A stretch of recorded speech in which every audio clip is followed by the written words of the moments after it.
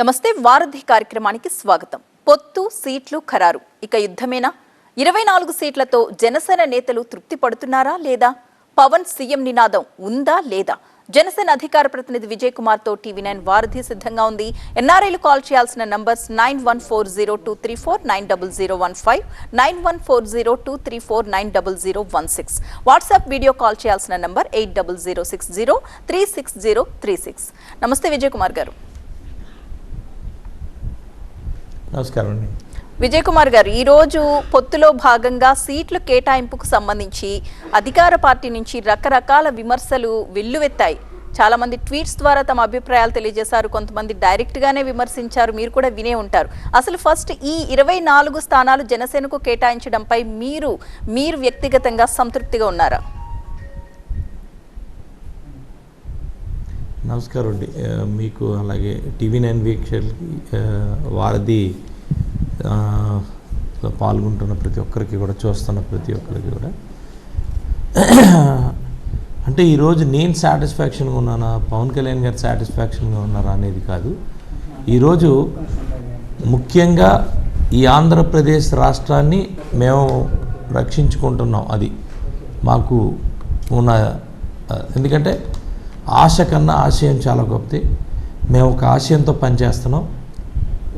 ఎందుకంటే జగన్మోహన్ రెడ్డి అనే వ్యక్తిని ఆయన ఓడించాలి అంటే స్ట్రైట్ అవే, మరి పోటీలో డైరెక్ట్గా స్ట్రైట్ అవే ఉంటే ఓడించే పరిస్థితి కనబడదు. ఎందుకంటే ఆయన సామవేద దండోపాయాలన్నీ కూడా ప్రజాస్వామ్యం ద్వారా గెలిస్తే 100% ఓడించగలం.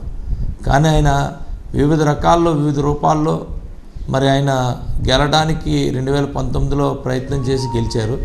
మళ్ళీ ఇప్పుడు అదే పరిస్థితి ఉంటుంది. కాబట్టి ఓటు చేరకూడదనే ఉద్దేశంతో మేము ఏదైతే నమ్మామో ఆ సిద్ధాంతానికి కట్టుబడి పార్టీలందరినీ కూడా ఒక తాటిపైకి తీసుకొచ్చినప్పుడు కొన్ని సీట్లు, ఎన్ని సీట్లు తీసుకున్నాం, ఎన్ని సీట్లు ఇచ్చేసాం అనే దాని మీద మరి డెఫినెట్గా కొంత ఇబ్బంది ఉంటుంది.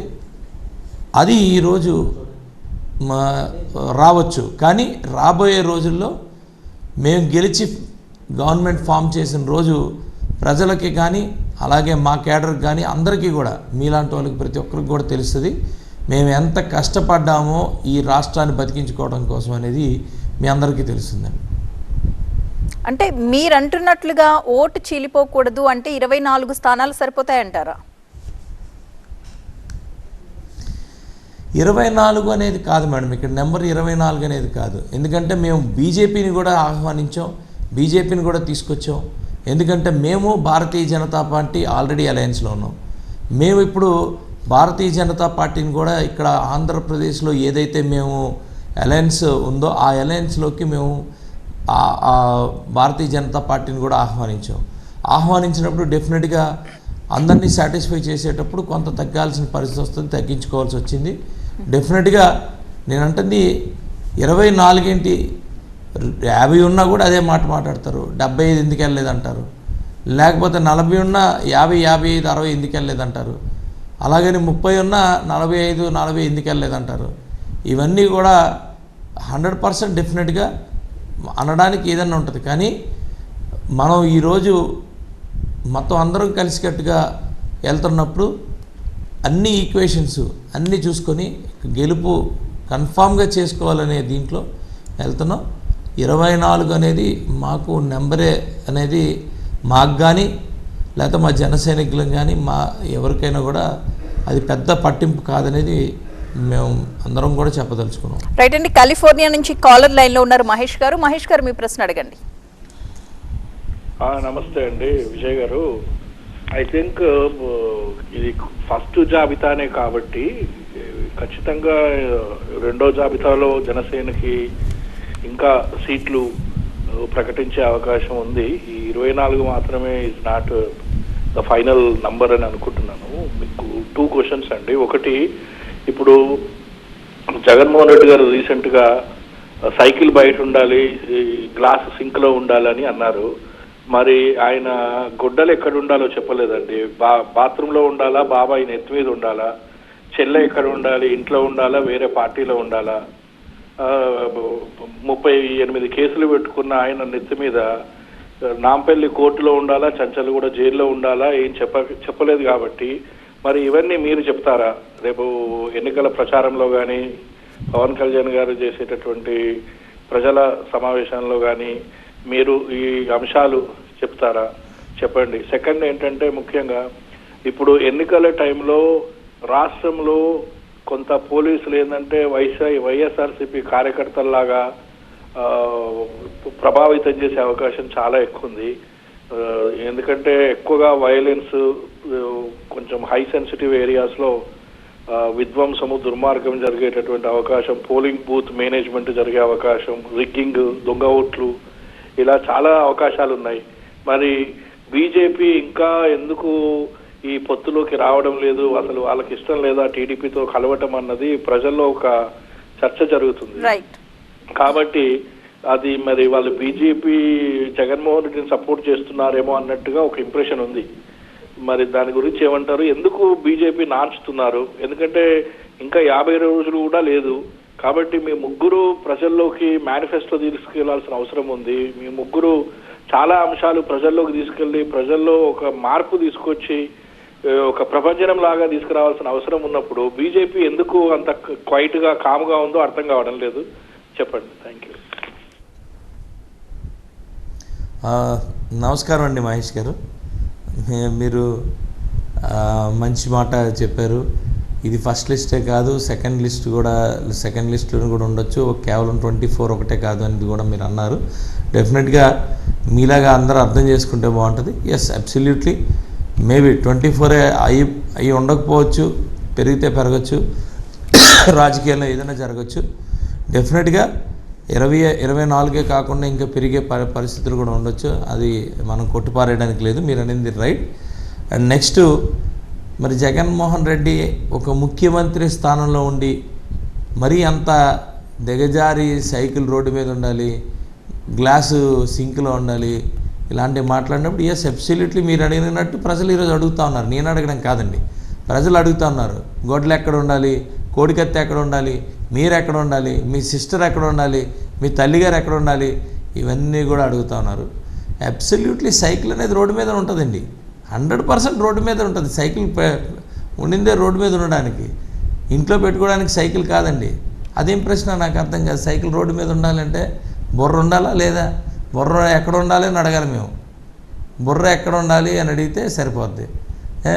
గాజు గ్లాసు అబ్సల్యూట్లీ డైలీ వాడతారు కదా గాజు గ్లాసు.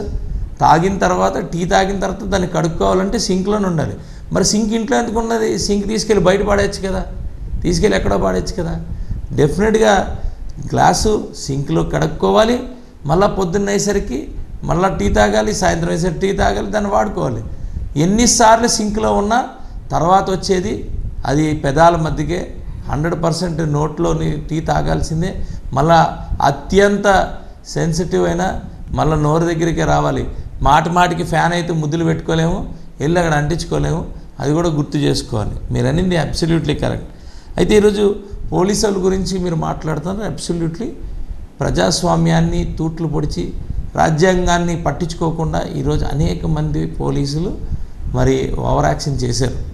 ఆ ఓవర్ యాక్షన్ చేసిన వాళ్ళందరూ కీలక పొజిషన్లో ఉన్నారు, డెఫినెట్గా ఉన్నారు. మేము కూడా అబ్జర్వ్ చేసాం, మేము కూడా చాలా వరకు కంప్లైంట్ చేస్తున్నాం.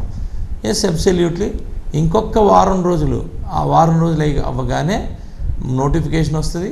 ఎంటైర్ మొత్తం సిస్టమ్ అంతా కూడా మరి ఎలక్షన్ కమిషన్ చేతిలోకి వెళ్తుంది.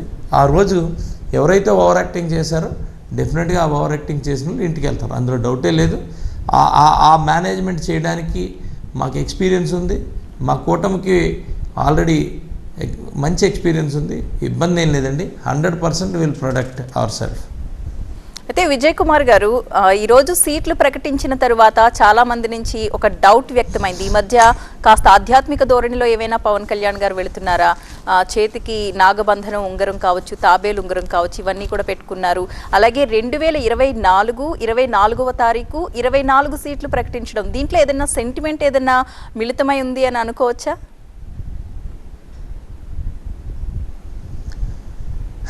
ఏమండి, నాగబంధనం తర్వాత తాబేలు ఇవన్నీ కూడా ఆల్రెడీ ఇప్పుడున్నాయి కాదండి, ఆల్మోస్ట్ 3-4 ఇయర్స్ నుంచి ఉన్నాయే, ఎవరు చూడలేదేమో. మరి ఈరోజే ఎందుకు చూసారు నాకు తెలీదు.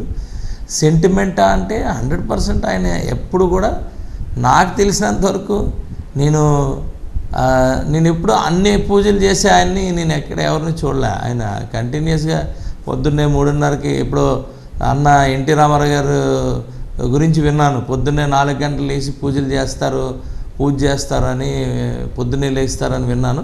మళ్ళా పవన్ కళ్యాణ్ గారిని చూస్తున్నా, ఎందుకంటే ఆయన కూడా అంతే సేమ్, పొద్దున్నే 3-3:30కి లేచిపోతారు, పూజలు చేస్తారు. మీకు తెలుసు కదా, అత్యంత కఠోరమైన 3 months ఆల్మోస్ట్ ఒక దీక్ష ఉంటుంది, ఆ దీక్ష చేస్తారు. డెఫినెట్గా ఏమో మేబీ 24 అని అన్నారేమో, అయి ఉండొచ్చు, మిమ్మల్ని తప్పుపడడానికి లేదు. ఓకే, మీరు ఎక్కడి నుంచి ఏదైనా సెంటిమెంటే 100%. ఓకే, మీరు ఎక్కడి నుంచి పోటీ చేయబోతున్నారు? నేను యలమంచిలి కాన్స్టిట్యున్సీని బేస్ చేసుకొని గత 15 సంవత్సరాల నుంచి నేను రాజకీయం చేస్తున్నానండి. నేను యలమంచిలి కాన్సన్ట్రేట్ చేస్తున్నాను. యలమంచిలి అభివృద్ధి కోసం, యలమంచిలి డెవలప్మెంట్ కోసం నేను అహర్నిశలు పాటుపడుతున్నాను. యలమంచిలి నేను 2014లో తెలుగుదేశం పార్టీ యాస్పిరెంట్ని, చాలా క్లోజ్ యాస్పిరెంట్ని. అలాగే 2019లో నేను జనసేన అభ్యర్థిని, జనసేనలో పోటీ చేశాను. మళ్ళీ ఇప్పుడు నేను ఎక్స్పెక్ట్ చేస్తున్నాను, నేను మేబీ సెకండ్ లిస్ట్లో పేరు ఆశిస్తున్నాను. వాళ్ళు ఓకే అంటే యలమంచిల్లో నేను పోటీ చేస్తాను. అంటే ఒకవేళ ఆఖరి నిమిషంలో యలమంచిలి ఏదైనా టీడీపీకి కేటాయించాల్సి వస్తే అప్పుడు మీరు కోఆపరేట్ చేస్తారా లేక రెబల్గా మారుతారా? డెఫినెట్గా కోఆపరేట్. ఎందుకంటే 2014లో కూడా నేను 100% నాదే సీటు అనౌన్స్ చేసి కూడా వెళ్ళారు చంద్రబాబు నాయుడు గారు. తర్వాత ఎవరినో తీసుకొచ్చారు, సపోర్ట్ చేసాం. ఇక్కడ కూడా అంతే. డెఫినెట్గా మాకు ఆశ కన్నా ఆశయంతో బతికే వ్యక్తులు మేము. డెఫినెట్గా ఎవరికి సీట్ వచ్చినా ఉమ్మడి అభ్యర్థికి సపోర్ట్ చేసుకుంటూ ముందుకెళ్తామని ఎప్పుడో మాట ఇచ్చాం, అదే మాట మీద ఉంటాం. రైట్. ఇక ఈరోజు సీట్లు ప్రకటన చేసిన తరువాత అధికార పార్టీ పక్షం నుంచి ఎక్కువ విమర్శలు వెల్లువెత్తాయి కదా, దానికి మీ సమాధానం ఏంటి? డెఫినెట్గా ఈరోజు ఎవరికైనా అవసరం, గొడవలు పడి ఇద్దరికి గొడవలు పెట్టాలి, విడదీయాలి అంటే అది వైఎస్ఆర్సీపీ పార్టీ. అందులోని ముఖ్యంగా తెలుగుదేశం జనసేన విడిపోతేనే వాళ్ళ మనశ్శాంతిగా, వాళ్ళ కళ్ళుకి ఇంపుగా ఉంటుంది, వాళ్ళ మనశ్శాంతిగా ఉంటుంది. కాబట్టి వాళ్ళే కదా గొడవ పెడతారు. డెఫినెట్గా వాళ్ళే అడావిడి. ఊరోళ్ళు పెళ్ళికి కుక్కల అడావిడి అనేది ఉంది కదండి, సామెత ఉంటుంది. మా ఇద్దరి మధ్యలోని అగ్రిమెంట్కి వాళ్ళకి ఎందుకు? మా ఇద్దరి మధ్యలో చిచ్చు పెడితేనే కదా వాళ్ళకి, లేకపోతే గేమ్ అయిపోయినట్టే. మేమిద్దరం కలిసి వెళ్ళాము అంటే ఆ రోజు అయిపోయినట్టే. Last minute election voting last సాయంత్రం 5 గంటలకు అయిపోతుంది అన్నప్పటికీ కూడా వాళ్ళు తగ్గు పెడతారు. అదే వాళ్ళ మెయిన్ ఎజెండా. ఆ agenda only one single agenda. Game అంతా కూడా వాళ్ళ గేమ్ అంతా అక్కడే ఉంది. చేస్తారు, డెఫినెట్గా చేస్తారు. వాళ్ళకైతే ఎవరు చేస్తారు మేడం? విజయ్ కుమార్ గారు, మొత్తం 24 సీట్లలో ఎమ్మెల్యే అలాగే 3 పార్లమెంట్ స్థానాల్లో పోటీ చేస్తున్నాం. ఈ లెక్కన మొత్తం కలిపితే 40 స్థానాల్లో పోటీ చేస్తున్నట్టే లెక్క అన్నారు ఇందాక పవన్ కళ్యాణ్ గారు. అయితే అసలు ఆయన ఏ రకంగా, అంటే 3 పార్లమెంట్ స్థానాల్లో పోటీ చేస్తే 40 స్థానాల్లో పోటీ చేసినట్టు లెక్క అవుతుందా?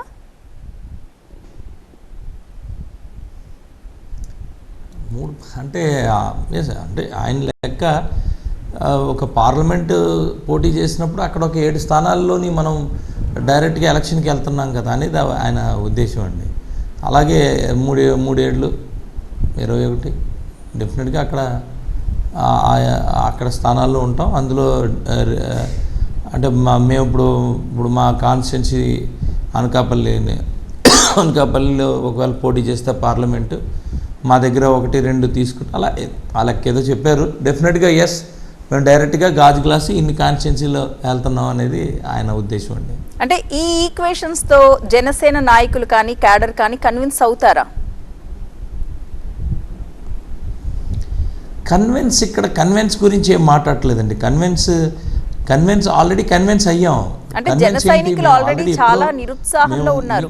ఈ ప్రకటన ఎప్పుడైతే వచ్చిందో వాళ్ళు ఎక్స్పెక్ట్ చేసిన సీట్లకు సగం సీట్లు కూడా పోటీ చెయ్యట్లేదు అని ఒక నిరుత్సాహంలోకి వెళ్ళిపోయిన పరిస్థితి కదా ఇప్పుడు. నిరుత్సాహం కాదండి, నిరుత్సాహం అనేది మేడం ఒక్కటి చెప్తాను చూడండి, మా జన సైనికులకి ఎలా అయినా సరే ఏదైనా నేను ఒక అంటే ఇట్స్ ఓపెన్ సీక్రెట్, నేను చాలా క్లియర్గా మాట్లాడతా. మా జనసేన పార్టీలో జనసేన అభిమానుల్లో అభిప్రాయం అనేది చాలా బాగా బయటికి ఓపెన్గా చెప్పగలిగే ఏకైక పార్టీ జనసేనలో పార్టీలో ఉన్న వ్యక్తులందరూ చెప్తారు.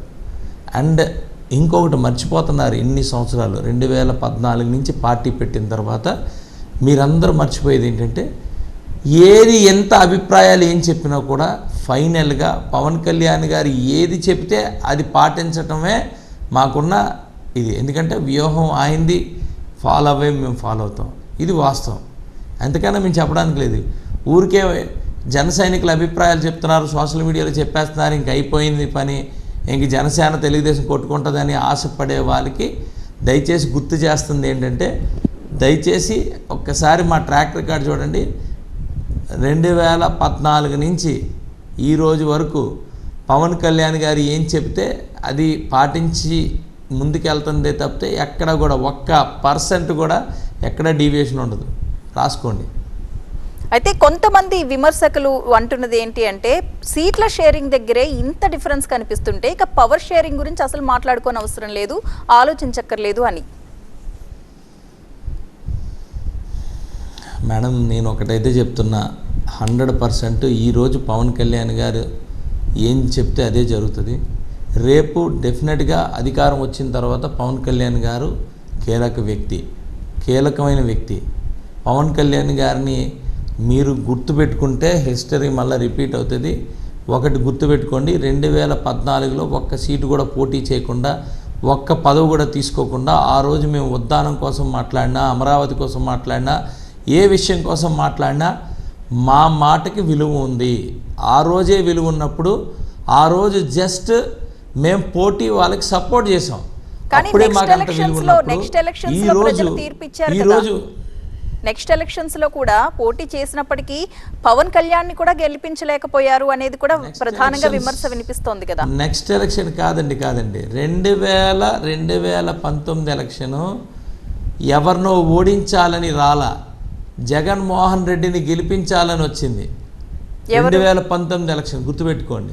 చంద్రబాబు నాయుడు ఓడించాలనో, పవన్ కళ్యాణ్ ఓడించాలనో, పవన్ కళ్యాణ్ గారిని ఓడించాలనో 2019 ఎలక్షన్ జరగలేదు, గుర్తుపెట్టుకోండి. కేవలం జగన్మోహన్ రెడ్డిని గెలిపించాలి, ఒక అవకాశం ఇవ్వాలి.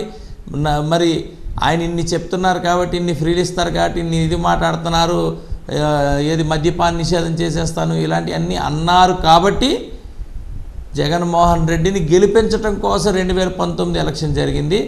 ఈరోజు 2024 ఎవరైనా అనవసరం, జగన్మోహన్ రెడ్డిని ఇంటికి పంపించడానికి, జగన్మోహన్ రెడ్డిని ఓడించడానికి జరగబోతుంది ఎలక్షన్. అంటే ఈ నినాదంతో ప్రజల్లోకి వెళితే ఖచ్చితంగా మళ్ళీ పవన్ కళ్యాణ్ తీసుకున్న 24 సీట్లలో కూడా జనసేన పార్టీని గెలిపిస్తారన్న నమ్మకంతో ఉన్నారా మీరు?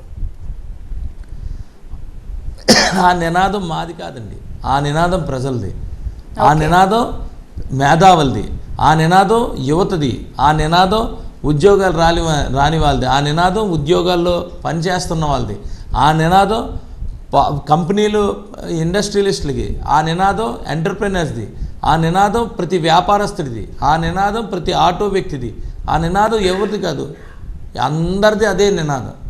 అంటే ఈ నినాదం సీఎం జగన్ వరకు వెళ్ళలేదంటారా? ప్రజల్లో ఇంత మంది ఈ నినాదంతో ఉన్నారు అనుకుంటున్నప్పుడు ఆయన ఎందుకు వై నాట్ 175 అని అంత ధీమాగా కనిపిస్తున్నారు? అందుకే అంటున్నాడు వై నాట్ 175. మీరు నన్ను ఓడించిన ఎందుకు, కేవలం కొన్ని సీట్లే 175లో ఎందుకు నన్ను ఓడించకూడదు అని వై నాట్ 175 అంటున్నాడు. ఆయన ఏదన్నా అనొచ్చు, అర్థం చేసుకునే పరిస్థితి ప్రజలకు ఉంది. అందుకే వై నాట్ పులివెందులు ఎందుకు కాకూడదు, పులివెందులో కూడా ఎందుకు ఓడించకూడదని ప్రజలు ఈరోజు రెడీగా ఉన్నారు.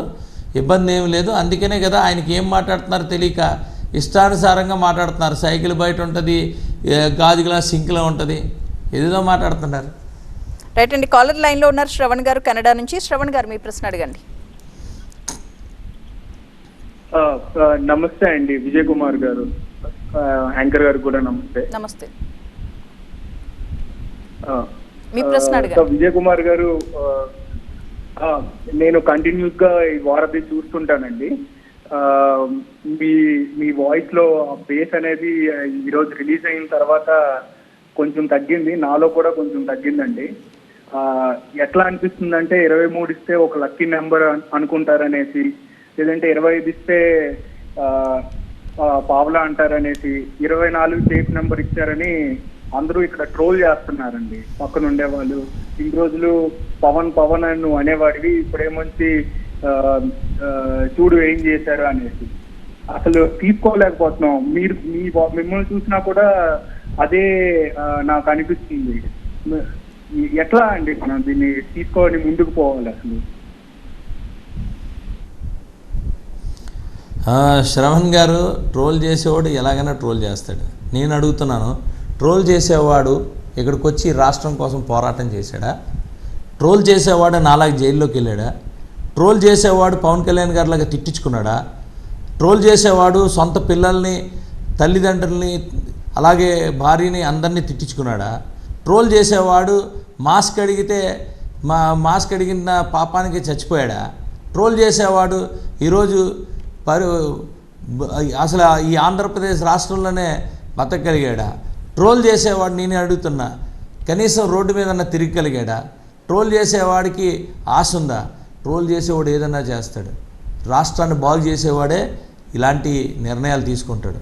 నేను అదే చెప్తున్నాను శ్రవణ్ గారు, డెఫినెట్గా నేను ఓపెన్గా చెప్తున్నా, 100% ఎవరి అభిప్రాయాలు వాళ్ళకుంటాయి కాదని అన్నట్లా. అందరి అభిప్రాయాలు మనం గౌరవించాలి. బట్ వ్యూహం ఎప్పుడు వ్యూహమే.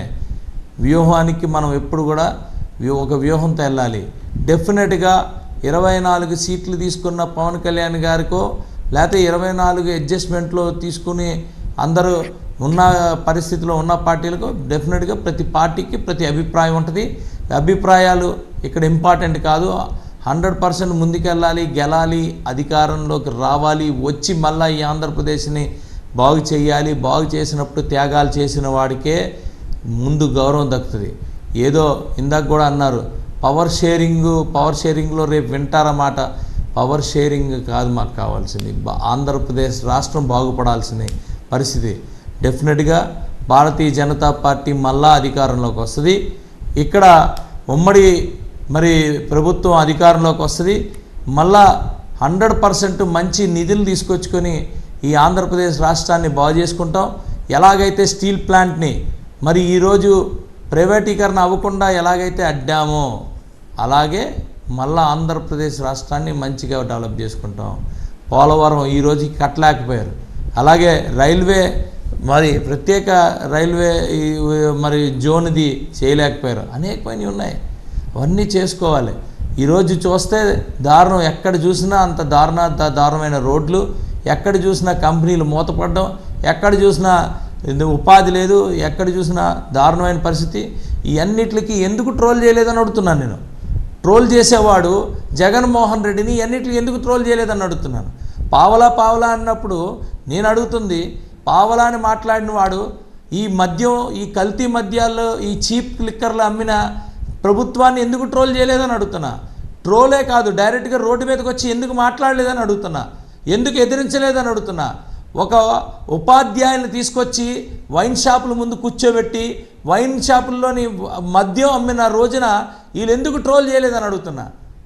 ట్రోల్ చేసే వాళ్ళు ఊరికే ఇచ్చే గేమ్, 5 రూపాయలు, 2 రూపాయలు, 3 రూపాయలు తీసుకున్నాడు పావలా అని మాట్లాడడం ఎంతవరకు సమంజసం అని అడుగుతున్నా.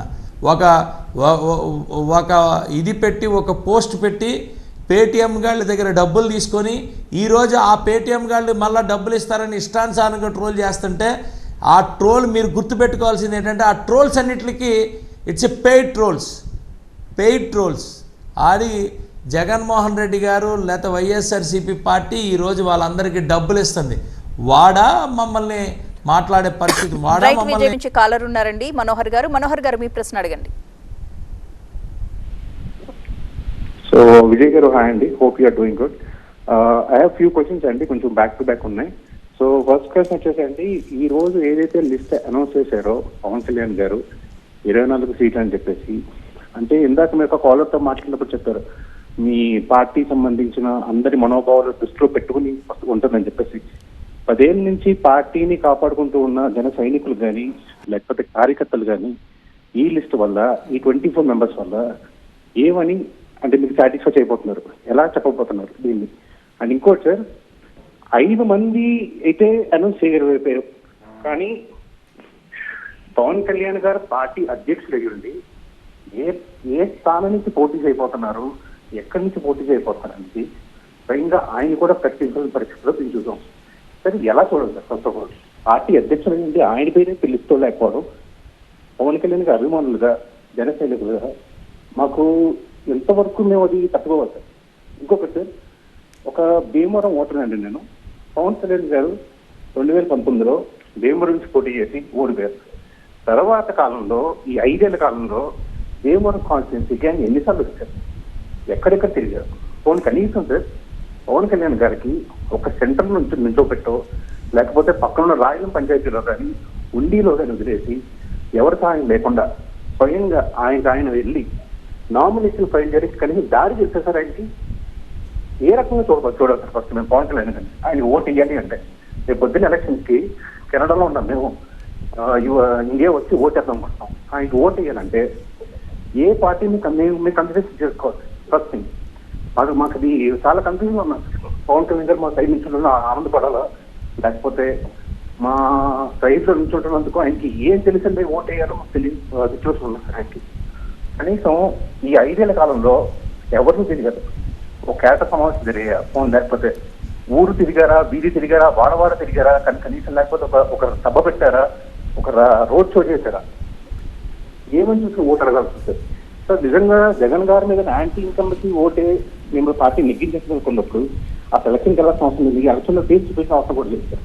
అండ్ ఇంకోటండి సెక్యూరిటీ, రీసెంట్ గా వాలంటరీ వ్యవస్థ అనేది పటిష్టమైన వ్యవస్థ, దాని గురించి పవన్ కళ్యాణ్ గారు కొన్ని కామెంట్స్ పెట్టారు. దాన్ని బేస్ చేసుకునే చాలా మంది ఎమ్మెల్యేలు కూడా వాలంటరీ వ్యవస్థను మేము వస్తే రద్దు చేస్తాం అని ప్రయాణ కళ్యాణ్ శంకర్ గారు వీడియో పెట్టారు. రైట్ మనోహర్ గారు, అవకాశం ఉంటే విజయ్ గారు. ఓకే అండి, మనోహర్ గారు మీరు బ్యాక్ టు బ్యాక్ మాట్లాడారు. లిస్టు 24 సీట్స్, దీనికి ఎలా సాటిస్ఫై అవుతారు అని అన్నారు. డెఫినెట్గా సాటిస్ఫై అవుతారు ఏంటండి, యుద్ధంలోకి వెళ్ళాం, యుద్ధం చేస్తాం, యుద్ధం చేసేటప్పుడు డెఫినెట్గా కొన్ని ఉంటాయి అభిప్రాయాలు. ఇందాక కూడా చెప్పే కదా, అభిప్రాయాలు ఇన్నన్ను ఉండొచ్చు, బట్ 100% మేమైతే వీఆర్ విత్ పవన్ కళ్యాణ్ గారు, అందులో ఎటువంటి ఇది లేదు. మీకేమైనా ప్రాబ్లం అంటే మేము చేయాలి. ఎక్కడి నుంచి పోటీ చేస్తారండి, ఎక్కడి నుంచి పోటీ చేస్తారు చెప్తారు కదా. ఆల్రెడీ భీమవరంలో తిరుగుతూ ఉన్నారు, ప్రతి ఒక్క ఇంటికి వెళ్తున్నారు. నాకు అర్థం కాని ఒక్క క్వశ్చన్ ఏంటంటే, మీరు అనిన దాంట్లో ఏమన్నా గ్రామాలు తెలుసా? ఏం గ్రామాలు ఎందుకు తెలియదండి? తెలియదని ఎందుకు అనుకుంటున్నారు మీరు? ఎందుకు తెలియదు అనుకుంటున్నారు? ప్రతి గ్రామం తెలుసు పవన్ కళ్యాణ్ గారికి, ప్రతిదీ తెలుసు. చాలామంది నాయకులు తెలుసు, ఎవరు ఎలాగున్నారో, భీమవరం లేకపోతే గాజువాకలోని ఏమున్నారో అన్నీ తెలుసు. మీరేం భీమవరంలో అన్నీ తెలుసండి, ఇబ్బంది ఏం లేదు. సభ పెట్టారా, ఒకసారన్నా పెట్టారు? అది మొత్తం స్టేట్ అంతా సభ పెడుతున్నారండి. స్టేట్లో ఉన్న సమస్యలన్నింటినీ ఆయన నెత్తినేసుకుంటున్నారండి. అన్నీ జరుగుతూ ఉన్నాయి. ఓన్లీ భీమవరం ఒక్కటే రోజు వచ్చి కూర్చోమని మీరు ఎలా ఒక ముఖ్యమంత్రి క్యాండిడేట్ని భీమవరంలో వచ్చి రోజు కూర్చోమంటే ఎలా? ఇప్పుడు వరకు ముఖ్యమంత్రి క్యాండిడేట్లు అందరూ వాళ్ళు నించున్న కాన్స్టిట్యున్సీలోని రోజు తిరిగారా? ఏం మాట్లాడతారండి? అది ఒకసారి ఆలోచించుకొని మనం మాట్లాడాలి. కొంచెం అవగాహన చేసుకొని మాట్లాడండి. వాలంటరీ వ్యవస్థ మీద అబ్సల్యూట్లీ వాలంటరీ వ్యవస్థలో ఏదైతే తప్పులు జరిగాయో వాటి మీద ఎలుగెత్తి మాట్లాడాం. అండ్ మేము ఈరోజు చెప్తున్నాం, 100% చెప్తున్నాం, మేము వాలంటరీ వ్యవస్థని మేము కంటిన్యూ చేస్తాం, మేము రద్దు చెయ్యము. వాలంటరీ వ్యవస్థని ముందుకు తీసుకెళ్తాం, వాలంటరీ వ్యవస్థని మేము కంటిన్యూ చేస్తాం. బట్ 100% వాలంటరీ వ్యవస్థలో ఏదైతే లోపాలు ఉన్నాయో అవన్నీ సరిదిద్దుతాం. రైట్ విజయ్ కుమార్ గారు, అయితే ఈ 19 స్థానాల్లో అభ్యర్థుల్ని ప్రకటించకపోవడం వెనుక ఏదైనా వ్యూహం ఉందా? అసలు ఆ స్థానాలు ఏంటి? ఆ స్థానాల్లో జనసేనకు కరెక్ట్ సరి అయిన అభ్యర్థులు ఉన్నారా? ఇన్ని ప్రశ్నలు తలెత్తుతూ ఉన్న నేపథ్యంలో దీని మీ సమాధానం ఏంటి? అబ్సల్యూట్లీ సరైన అభ్యర్థులు ఉంటారండి. మా వ్యూహాలు మాకున్నాయి.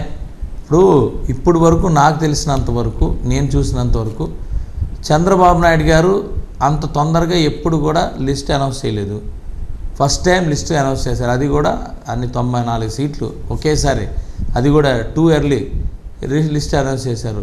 అక్కడ డెఫినెట్గా ఆ సీట్లు అన్నీ చేసిన అన్నీ తెలిసిన సీట్లే, అన్నీ రోజు పోటీ చేసేవాళ్ళే 100%. వాళ్ళు కొన్ని సీట్లు అయితే టీడీపీ ఆవిర్భావం నుంచి పెట్టుకుని వస్తున్న సీట్లే మళ్ళీ అనౌన్స్ చేశారు. అందులోనే ఇదే లేదు. మా వ్యూహం మాకుందండి, మా వ్యూహం మాకుంది. ఇవ్వాల్సింది ఎప్పుడు? మేము election last date last date nomination రోజునంత వరకు ఎప్పుడైనా ఇవ్వచ్చు. మా వ్యూహం మాకుంది. అందులోని మా వ్యూహానికి తప్పు పెడతారేంటి నాకు అర్థం కాదు. డెఫినెట్గా మా వ్యూహం మాకుంది. 19 సీట్స్ ఎక్కడ ఉన్నాయో మాకు క్లియర్గా ఉంది. 19 సీట్స్లో క్యాండిడేట్స్కి కూడా ఆల్రెడీ మొత్తం అందరికీ కూడా సన్నద్ధం చేశారు.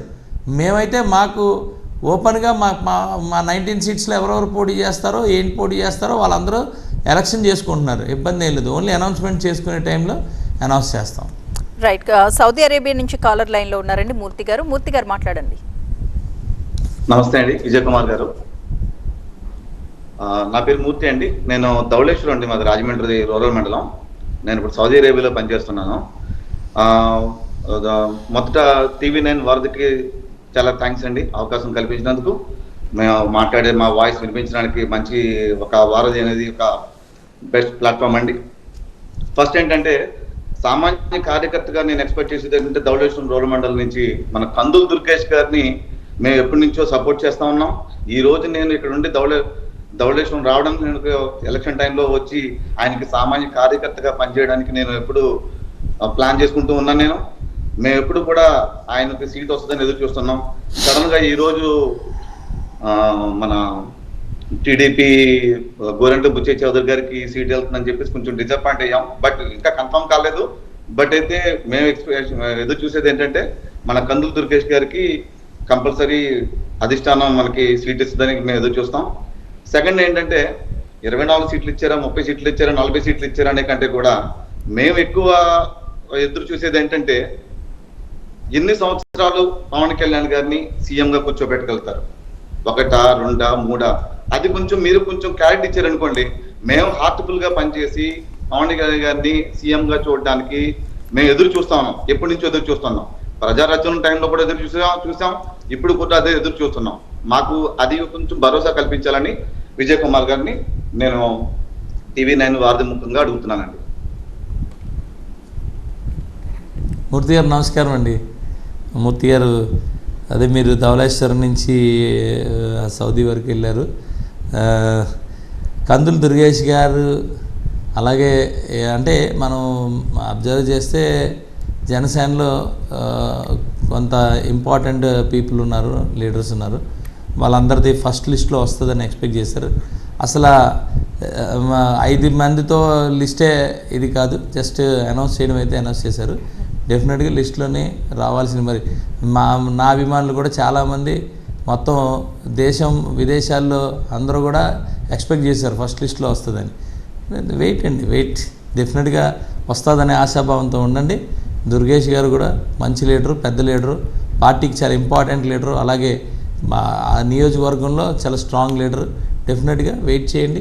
అభిప్రాయం మనం కళ్యాణ్ గారు ఏం తీసుకుంటారో ఆ అభిప్రాయం ప్రకారంగా కందులు దుర్గేష్ గారు మరి ఇంకొకటి అనేది ఆయన చెప్తారు. డెఫినెట్గా మిమ్మల్ని అయితే అందరినీ సాటిస్ఫై చేస్తారని నేను అనుకుంటున్నా.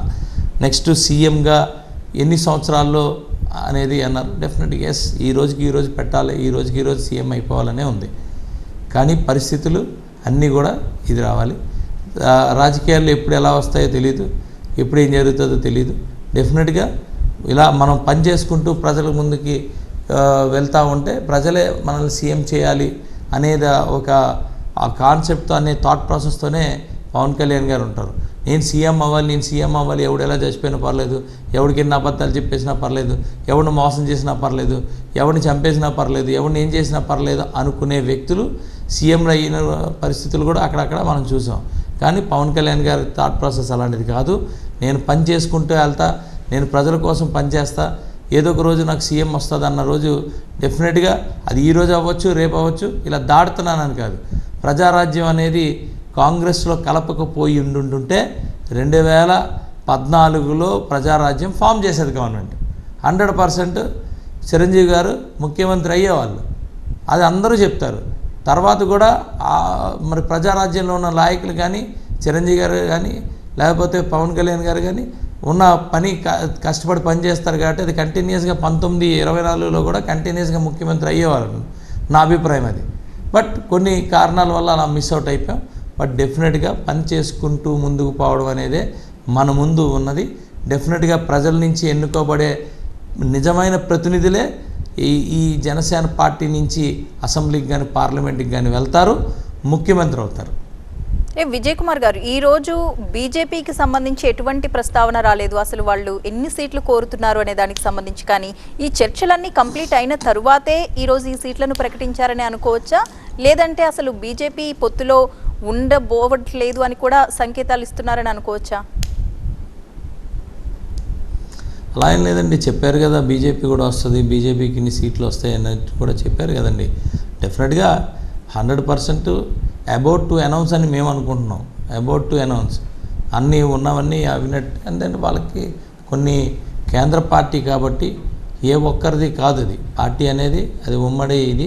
ఈవెన్ మా పార్టీ కానీ, తెలుగుదేశం పార్టీ కానీ, మాదేంటంటే స్మాలర్ సైజులో మావి ఇమీడియట్ డెసిషన్స్ ఉంటాయి. స్మాలర్ సైజులో మేము ఆల్రెడీ ఎప్పుడో మేము తీర్మానాలు చేసి మేము పవన్ కళ్యాణ్ గారికి ఇవ్వటం జరిగింది. సో మేమందరం కూడా ఏకీభవించాం ఆయన నాయకత్వం, ఆయన తీసుకునే డెసిషన్స్కి. సో ఆయన ముందుకు వెళ్తారు. అదే బీజేపీకి కొంత లార్జ్ స్కేల్లో ఓవరాల్ ఇండియా మొత్తం మీద వాళ్ళకి అభిప్రాయాలకి తీసుకునేటప్పుడు ఇంకా ఎక్కువ చర్చ జరుగుతుంది కాబట్టి కొంత డిలే అవుతుంది. బట్ నేను అనుకోవడం వరకు మాత్రం ఇట్స్ అబౌట్ టు అనౌన్స్ అండి, అంతే. రైట్ విజయ్ గారు, ఒక బ్రేక్ వెళ్ళొద్దాం. వారధి కార్యక్రమంలో ఒక చిన్న విరామం తీసుకుందాం.